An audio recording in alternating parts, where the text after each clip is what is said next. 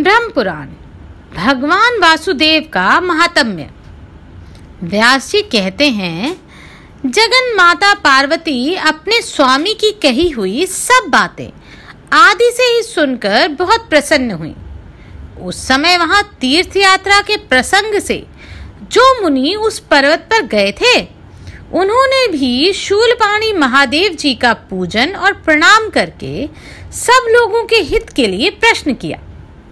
मुनियों ने कहा, त्रिलोचन, आपको नमस्कार है।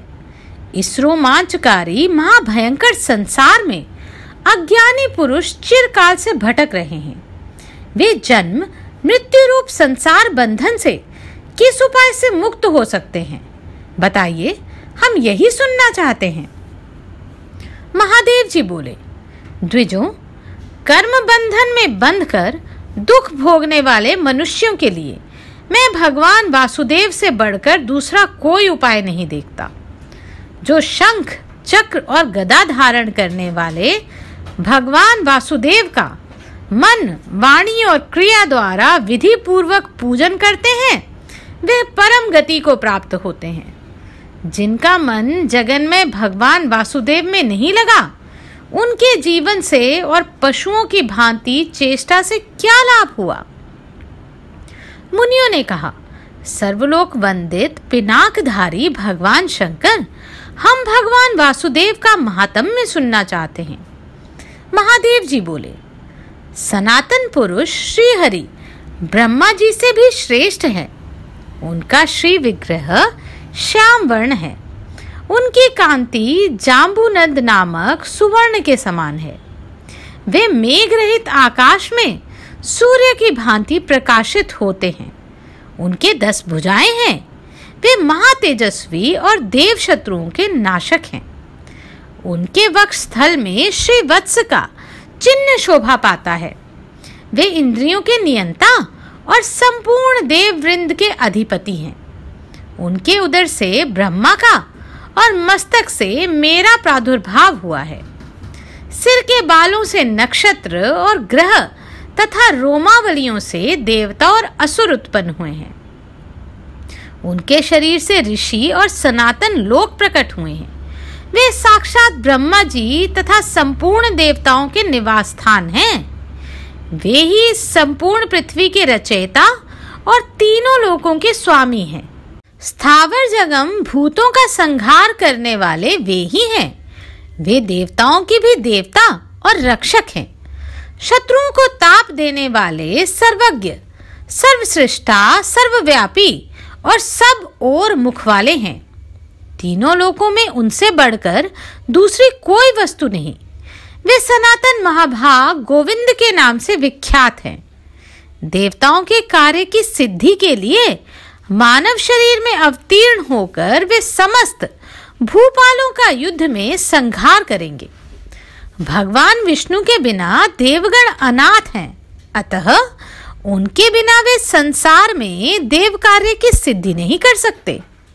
संपूर्ण भूतों के नायक भगवान विष्णु समस्त प्राणियों द्वारा वंदित हैं। वे देवताओं के नाथ, कार्य कारण ब्रह्म स्वरूप और ब्रह्म ऋषियों को शरण देने वाले हैं। ब्रह्मा जी उनकी नाभि में और मैं उनके शरीर में हैं। संपूर्ण देवता भी उनके शरीर में सुखपूर्वक स्थित हैं। वे भगवान कमल के समान नेत्र धारण करते हैं। उनके गर्भ में श्री का निवास है। वे सदा लक्ष्मी जी के साथ रहते हैं। शांग नामक धनुष, सुदर्शन चक्र और नंदक नामक खड़ग उनके आयुध हैं। संपूर्ण नागों के शत्रु गरुड़ उनकी ध्वजा में विराजमान हैं। उत्तम शील, शौच, इंद्रिय संयम, पराक्रम, वीर, सुदृढ़ शरीर, ज्ञान, सरलता, कोमलता, रूप और बल आदि सभी गुणों से वे सुशोभित हैं। उनके पास संपूर्ण दिव्य अस्त्रों का समुदाय है। उनके योग मायामय सहस्त्रों नेत्र हैं। वे विकराल नेत्रों वाले भी हैं। उनका हृदय विशाल है। वे अपनी वाणी से मित्रजनों की प्रशंसा करते हैं। कुटुंबी और बंधुजनों के प्रेमी हैं। क्षमाशील हैं, अहंकार शून्य और वेदों का ज्ञान प्रदान करने वाले हैं।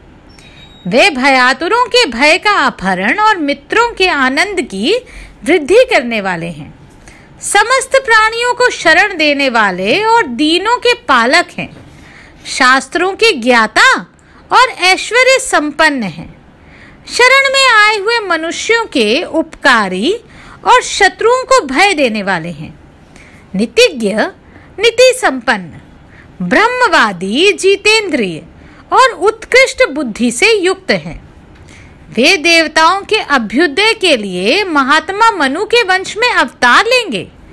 उस अवतार में वे ब्राह्मणों का सत्कार करने वाले ब्रह्म स्वरूप और ब्राह्मणों के प्रेमी होंगे। यदुकुल में अवतीर्ण भगवान श्री कृष्ण राजगृह में जरासंध को जीतकर उसकी कैद में पड़े हुए राजाओं को छुड़ाएंगे। पृथ्वी के समस्त रत्न उनके पास संचित होंगे। वे अत्यंत पराक्रमी होंगे। भूतल पर दूसरा कोई वीर उन्हें पराक्रम द्वारा परास्त न कर सकेगा। वे विक्रम से संपन्न समस्त राजाओं के भी राजा और वीर मूर्ति होंगे। भगवान वसुदेव द्वारका में रहते हुए दुर्बुद्धि दैत्यों को पराजित करके इस पृथ्वी का पालन करेंगे। आप सब लोग ब्राह्मणों तथा श्रेष्ठ पूजन सामग्रियों के साथ भगवान की सेवा में उपस्थित हो सनातन ब्रह्मा जी की भांति उनका यथा योग्य पूजन करें। जो मेरा तथा पितामह ब्रह्मा का दर्शन करना चाहता हो उसे परम प्रतापी भगवान वासुदेव का दर्शन अवश्य करना चाहिए। उनका दर्शन होने से मेरा भी दर्शन हो जाता है। इसमें कोई अन्यथा विचार नहीं करना चाहिए। तपोधनो, भगवान वासुदेव ही ब्रह्मा हैं, ऐसा जानो। जिन पर कमल नयन भगवान विष्णु प्रसन्न होंगे उन पर ब्रह्मा सहित संपूर्ण देवता भी प्रसन्न हो जाएंगे। संसार में जो मानव भगवान केशव की शरण लेगा उसे कीर्ति, यश और स्वर्ग की प्राप्ति होगी।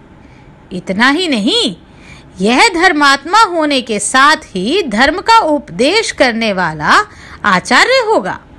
महातेजस्वी भगवान विष्णु ने प्रजा वर्ग का हित करने की इच्छा से धर्मानुष्ठान के लिए कोटि कोटि ऋषियों को उत्पन्न किया। वे संत कुमार आदि ऋषि गंधमादन पर्वत पर विधि पूर्वक तपस्या में संलग्न हैं। इसलिए धर्मज्ञ एवं प्रवचन कुशल भगवान विष्णु सबके लिए नमस्कार करने योग्य हैं। वे वंदित होने पर स्वयं वंदना करते हैं और सम्मानित होने पर स्वयं भी सम्मान देते हैं।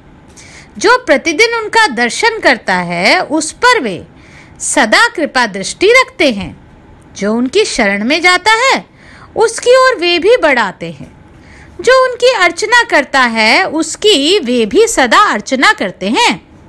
इस प्रकार आदिदेव भगवान विष्णु अनित्य हैं। साधु पुरुषों ने उनकी आराधना के लिए बड़ी भारी तपस्या की। देवताओं ने भी सनातन देव श्री हरि का सदा ही पूजन किया है।